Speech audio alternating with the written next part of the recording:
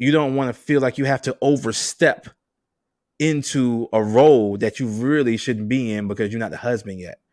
Speaking of that, husband benefits.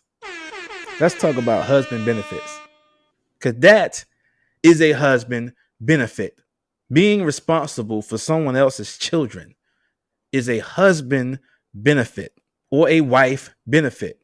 So I was watching the cruise season, right? And they had a live talking about wife benefits and husband benefits and being, living together before marriage, all types of stuff, right?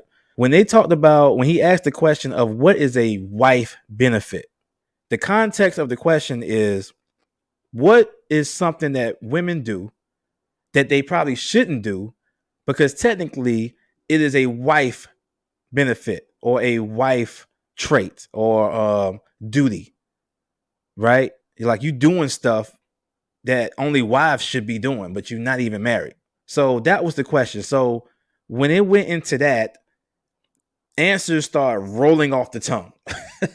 They start rolling off the tongue. Yeah, women shouldn't do this, and a wife should do that, and it was a clear distinction about who should do what at that point.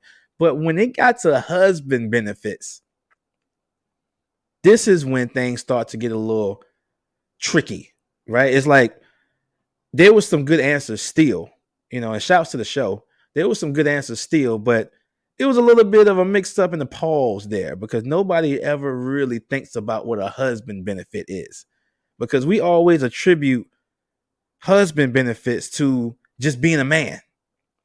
Like a man's presence in any situation, he should be this type of way, even though it should still be a distinction between what a man is in the situation and what an actual husband is in that situation.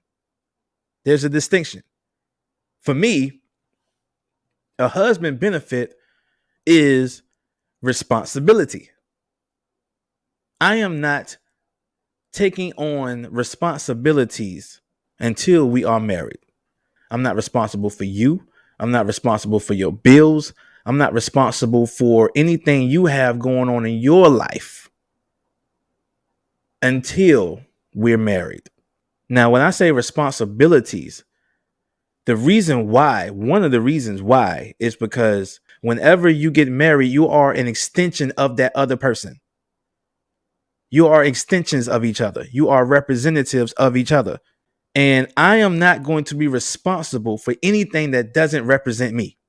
Now, it's definitely up to her and him to look at qualities in each other to tell whether or not this person is a husband, has husband qualities, or is husband material and wife material.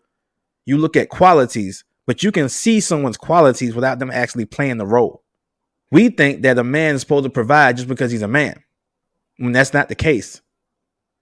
Because everything he does before marriage is on his own merit, not because it's a duty to you. You should not have an expectation of him to do things that only a husband should do. Same thing with a wife. You should not have an expectation of her to do anything that a wife should be doing. You can look for the wifely qualities, but the expectations shouldn't exist. They don't owe you anything. They don't have a duty to you.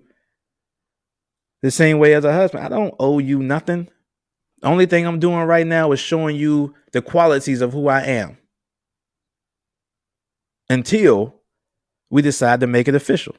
Then you can make the expectations because now I've committed to you and my duties of being a husband. Before then, if I pay for the date, it's because I wanted to, not because I had to. If I do something, it's because it's on my merit, on my time, with my resources that I wanted to do, not because I had to do it.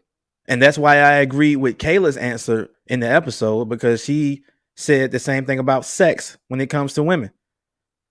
If she has sex with him, it's because it's what she wanted on her time at the time that she needed it, not because it was for him.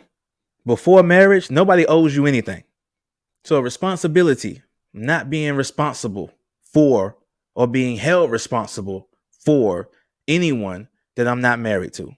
Or there shouldn't be an expectation of leadership as well. Now, you can see whether I have leadership qualities or whether that guy has leadership qualities. You're supposed to be using that discernment to tell whether that person has leadership qualities. But that doesn't mean that he has to be in a leadership role to see that. Are they a good communicator? Do they have a plan? Can they problem solve?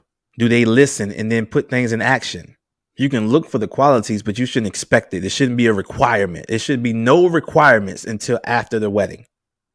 If there's a wedding. Until there's marriage. There should be no requirements until there's marriage. I see a lot of women be having requirements. I've been seeing this stuff on, especially on TikTok. I see these videos that say, yo, I require this. I expect this. And I'm like, I'm gonna be honest, man. I'm like, how do you have so many requirements? Now, you should have standards, right?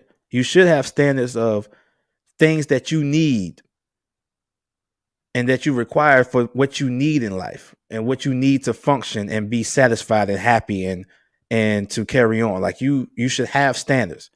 But as far as all these qualities and as far as all these requirements and qualifications, like, why do you have all those? Because you're not the one that's going to propose. You're not giving the proposal. So why do you have so many requirements?